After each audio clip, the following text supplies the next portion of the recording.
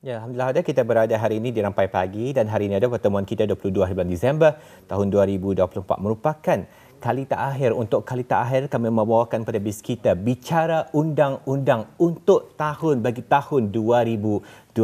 Jadi semestinya sesuatu yang istimewa, sesuatu yang rasanya akan meninggalkan 1000 kenangan, banyak dipelajari sebenarnya untuk tahun 2024. Banyak yang telah pun kami bawa kepada bis kita, topik-topik yang menarik yang sama-sama dapat menjana pemikiran kita ni, menambahkan ilmu pengetahuan kita ni bersama juga. Untuk edisi terakhir bicara undang-undang untuk tahun 2024. Topik apa yang kami bawakan, Intan? Ya, kita akan membawakan mengenai dengan hibah marat al-maut dan alhamdulillah untuk membicarakan dengan lebih lanjut lagi mengenai dengan perkara ini, kita telah pun menjemput seorang peguam syar'i iaitu telah pun berada di studio sebetulnya dan kita bersama dengan Yang Mulia Puan Afiqah binti Haji Azli iaitu peguam syar'i. Assalamualaikum Puan. Waalaikumsalam warahmatullahi wabarakatuh. Alhamdulillah. Alhamdulillah ya. Jadi ni Puan ya, kita bicara mengenai dengan hibah marat al-maut apapun. Pertama sekali diucapkan terima kasih kepada Puan kerana sudi hadir pada hari ini untuk berkongsi dan juga memberikan mengenai dengan hibah marat al-maut ini.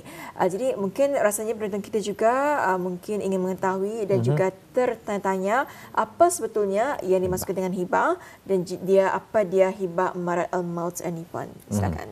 Terima kasih. Baik.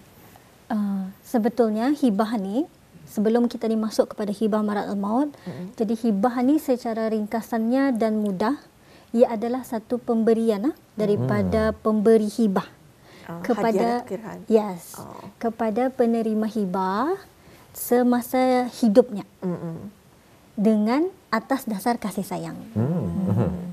Jadi ia mesti dilakukan semasa hidup atas dasar kasih sayang. Okay. Jadi ada beberapa rukun dan syarat yang perlu ditepatilah, perlu dipenuhi untuk menyebabkan satu hibah itu ia adalah sah. Salah satunya adalah adanya pemberi hibah. Ini salah satu yang penting. Kalau ada pemberi hibah memang dah akan ada hibah lah. Kemudian ada penerima hibah dan penerima hibah itu menerima hibah yang diberikan oleh pemberi hibah itu. Kemudian ada harta yang dihibahkan dan harta itu hendaklah bernilai dari segi hukum syarak. Okey. Kemudian ada lafaz hijab dan kabul. Saya serahkan, saya terima, mesti ada. Kemudian adanya qabat iaitu pelaksanaan. Dan ini menurut pendapat Imam Syafi'i. Jadi itu adalah konsep ringkasan sebagai hibah.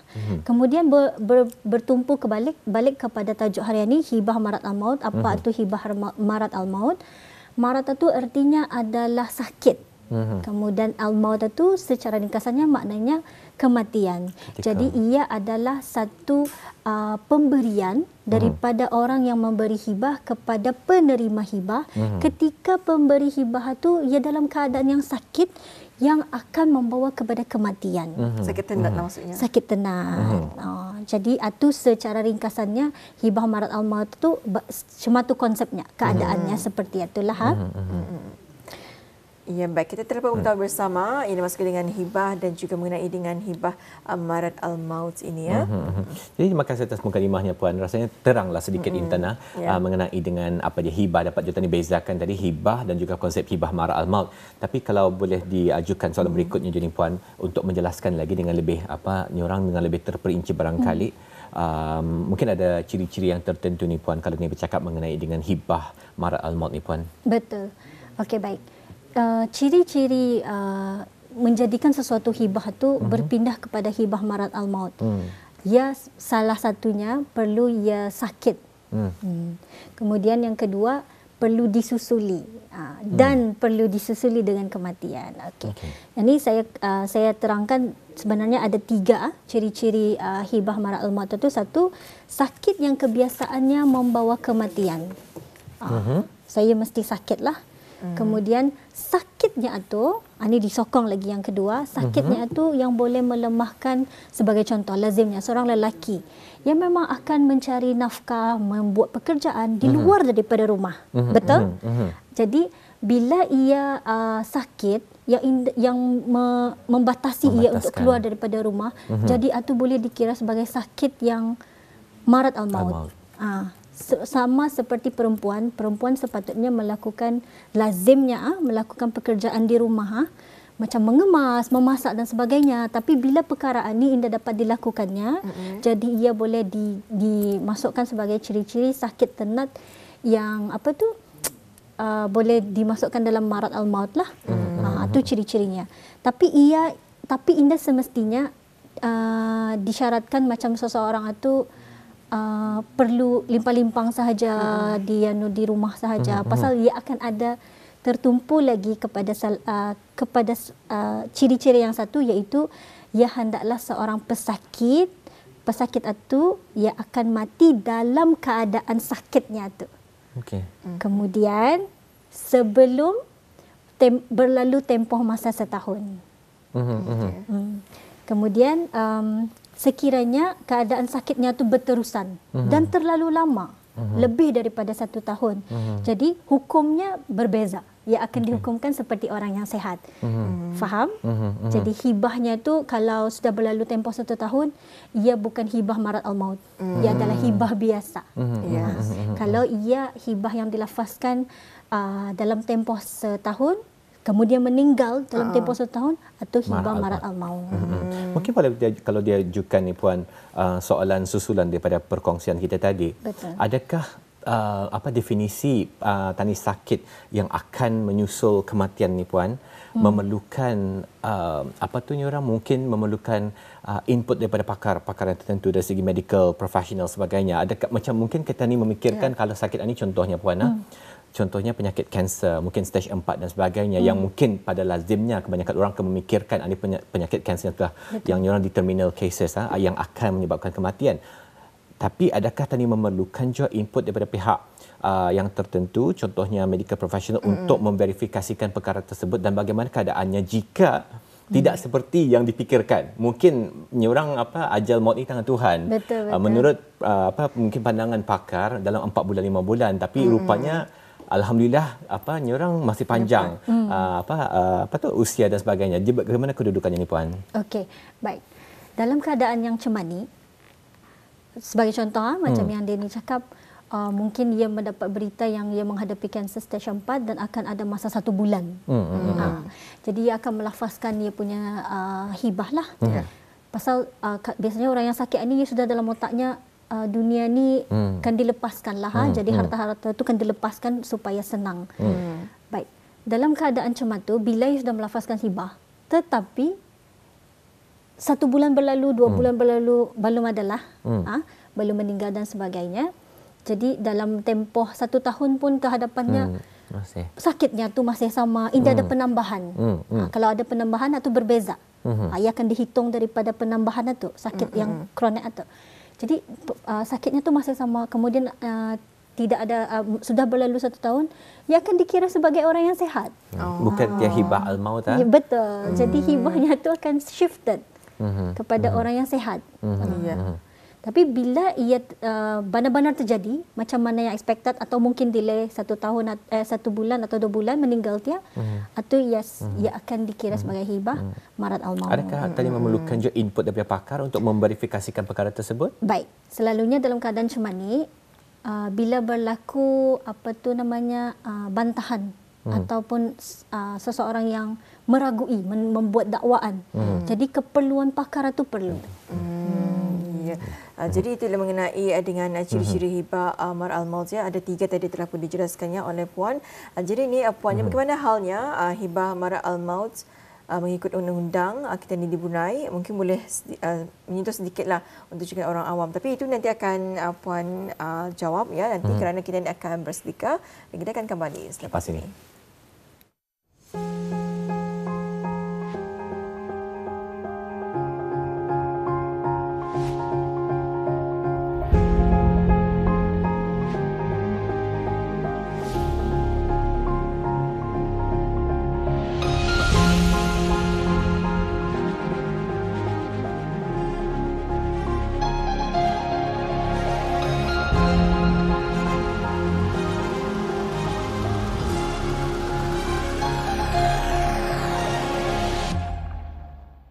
Kita masih lagi dalam segmen bicara undang-undang bersama dengan Puan Afiqah binti Haji Asli, itu Peguam Syari'i.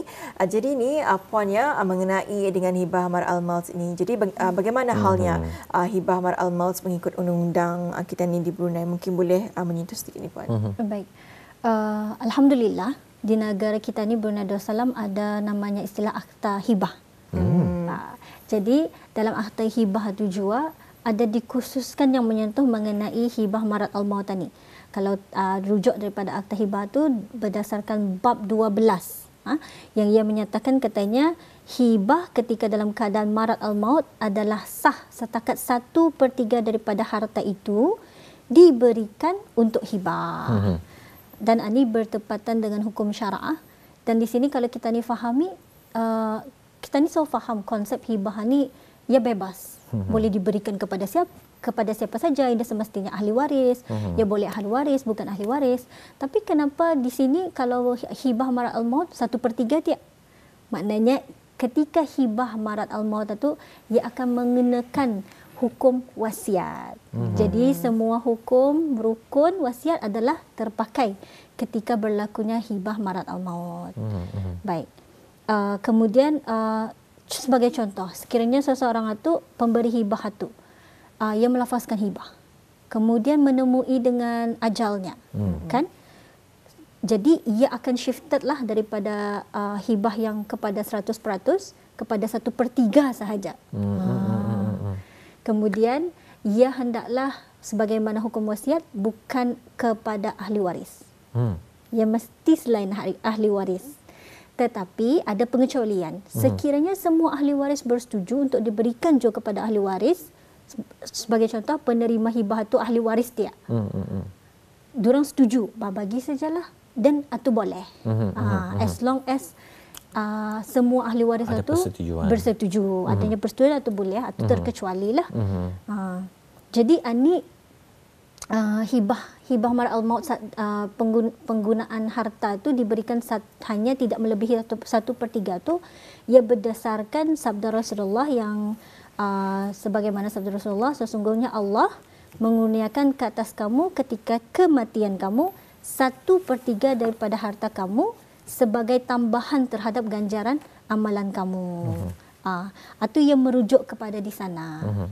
Jadi ada iktibarnya kenapa ia 1/3 itu adalah lebih diutamakan kemaslahatan pihak yang lain. Daripada ada juga hadis yang mengatakan daripada ahli keluarga itu meminta-minta, lebih baik ditinggalkanlah 2/3 daripadanya. Baiklah. Jadi kalau boleh dilanjutkan soalan daripada perkongsian kita tadi Puan, banyak perkara-perkara yang rasanya boleh dipersoalkan untuk mendapatkan sedikit kecerahan mengenai perkara ini pencerahan. Jadi kalau saya beri kita lah Puan, contohnya sebagai satu senario barangkali apabila berlaku mungkin ada akad di sana, akad hibah yang telah diturunkan kepada waris, dan pada masa itu penghibah ni telah pun meninggal dunia. Lepas tu mungkin ada yang mengklaim waris-waris yang lainnya, tapi semasa akad hibah itu dilakukan, yang membagi akad hibah ni sebenarnya berada dalam keadaan warat al-maut, tapi dibantah pula oleh yang menerima, katanya indah masa itu ia sihat. Jadi bagaimana kedudukannya kalau ada percanggahan ni Puan? Baik. Okey. Itu maknanya ada dakwaan-dakwaan. Jadi ada isu lah di sana. Okey, dakwaan itu perlu dibuktikan. Jadi yang mengatakan penghibah itu marat al-maut ketika akad itu dilafazkan, benda itu perlu dibuktikan lah. Macam yang kita ni katakan, macam yang saya katakan yang tadi, sama ada dibuktikan dengan dokumen daripada pihak pakar, kemudian dibuktikan dengan saksi yang hadir ketika akad itu dilafazkan. Kemudian jika perkara itu sudah mencukupi elemen satu, yang memang sakit dalam tempoh yang tidak berlalu 1 tahun. Jadi ada kepakaran, documentationnya ada yang sakit, ia maksudnya memang limitnya cuma ni, kemudian sijil meninggalnya lagi cuma ni, dan bila terbukti ketika itu akad yang dilafazkan itu ia memang sakit marat al-maut, ia memang akan ke marat al-maut. 1/3 sahaja. 1/3. Tapi sekiranya indah dapat dapat tiap pihak satu lagi membuktikan yang ya waktu itu memang ia sakit. Memang ia sakit. Tapi sudah contoh 1 tahun 1 hari. Jadi boleh diargue. Jadi itu boleh disifatkan sebagai ia sebagai orang sehat lah. Jadi hibah tu ia tidak akan jadi kepada marad al-maut, tapi ia akan jadi kepada hibah yang biasa kepada orang seperti orang yang sehat. Rasanya memang cukup penting untuk Tani sebenarnya, Intan dan Puan, untuk Tani orang lebih cakna lah mengenai dengan perkara ini. Maklum saya pun kadang-kadang kita ni kebanyakan pemahaman kita ni mungkin Tani dapat daripada menonton drama dan sebagainya, dan mungkin tidak bukannya situasi yang sebenar. Jadi mungkin boleh kalau boleh tanyakan ni Puan, satu lagi situasi yang saya terfikirlah Puan, daripada tontonan, daripada drama dan sebagainya. Mungkin indah betul dari segi realitinya, mungkin indah dapat diaplikasikan. Tapi bagaimana pula keadaannya jika contohlah mungkin yang mewariskan, yang menurunkan akad ni Puan, terlibat dalam kemalangan jalan raya. Misalnya 2 orang, and then kemalangan jalan raya tenat waktu di dalam scene atau dalam kereta mungkin kemalangan, dan lepas tu dia melepaskannya, ani hibahkunya aku memberi kau ani. And then meninggal tu Puan, tapi ada saksi. Atau macam mana kedudukannya tu Puan? Baik. Okey, kalau itu yang indah ada saksi, maknanya secara lisan lah tu. Secara lisan. Disaksikan hanya oleh seorang, iaitu yang diberi penerima hibah. Penerima. Jadi penerima hibah ni yang perlu membuktikan, beban bukti memang arah penerima hibah. Betul. Jadi yang perlu membuktikan, yang menyatakan yang sebenarnya ialah macam yang saya cakap ini, ia ada dari segi kepakarannya, berlaku kejadian itu, ada laporan polis dan sebagainya, memang berlaku kejadian kemalangan. Kemudian memang lafaz itu memang indah direkodkan. Secara keterangan sahaja daripada penerima hibah. Kemudian disusuli dengan elemen-elemen, ada harta tu, betul. Cuma situasinya ia ketika itu meninggal. Kemudian tapi mencukupi syarat. Ia sakit tenat. Betul. Kemudian disusuli dengan kematian. Betul. Jadi adakah elemen ini mencukupi atau tidak?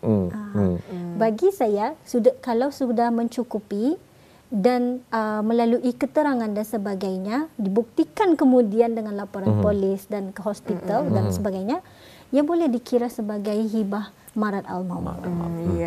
Jadi ni poinnya kita berbaki mungkin dalam sekitar 4 minit lagi. Jadi dalam situasi apa hibah marad al-maut itu boleh terbatal ni Puan?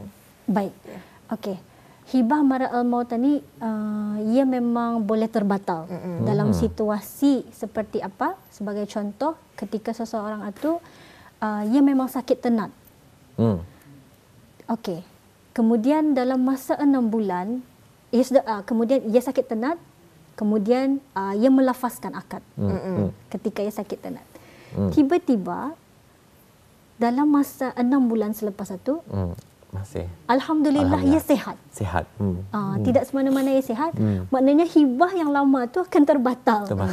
Dan dah sah lagi. Tidak sah lah. Jadi ia perlu menghibahkan akad yang baru, tapi dalam istilah orang yang sihat. Tapi kalau ia didokumentasikan, adakah boleh dibatalkan dokumentasi tersebut Puan, atau macam mana Puan? Sifatnya memang sudah terbatal. Memang akan terbatal juga. Memang akan terbatal. Jadi ia perlu mengadakan yang barulah. Jadi ni Puan, ya sekiranya kalau orang ramai ingin mengetahui lebih lanjut lagi mengenai dengan hibah marad al-maut ini, jadi di mana untuk mereka mengetahui bersama ni? Boleh melalui konsultasi itu pentinglah. Sekarang pun alhamdulillah Mahkamah Syariah pun mengadakan konsultasi secara percuma di mahkamah, dan ada pelancarannya masa bulan November kalau tidak silap, atau awal bulan Disember. Jadi boleh melalui konsultasi di mahkamah ataupun konsultasi di mana-mana. Kemudian boleh juga melalui apa-apa platform lah mengenai dengan hibah. Alhamdulillah. Dan juga Rampai Pagi merupakan salah satu platform juga Intan untuk tadi sama-sama memberikan sedikit pengetahuan kepada bis kita sambil bis kita minum kopi pagi ini, makan cucur panas nyaman-nyaman pagi ini Auda, sambil itu juga menambah ilmu pengetahuan kita yang bersama. Usaha kita ni untuk mencaknakan diri kita ni mengenai dengan perkara yang sebagai amat penting sekali, bicara undang-undang. Alhamdulillah itu yang kami telah pun sampaikan sepanjang tahun ni Auda, banyak pengikut segmen bicara undang-undang, kita telah pun sampai ke penghujungnya. Tapi insya-Allah rasanya kita akan kembali lagi ni Tanah. Segmen bicara undang-undang akan kembali lagi menemui Auda semua di tahun hadapan, tahun 2025 insya-Allah dengan pengisian yang lebih banyak lagi dan juga lebih menarik lagi ya. Baiklah Puan, daripada Rampai Pagi sebenarnya seronok bercakap dengan pihak Puan dan banyak lagi sebenarnya soalan-soalan yang ingin ditanyakan. Tapi apakah daya Puan waktu amat mencemburui kita ni. Tapi daripada Rampai Pagi kami mengucapkan terima kasih Puan kerana berkesudian untuk datang ke Rampai Pagi hari ini dan sama-samalah tadi menimba ilmu pengetahuan daripada perkongsian kita tadi Puan. Sama-sama. Terima kasih Puan. Sama-sama. Assalamualaikum. Waalaikumsalam.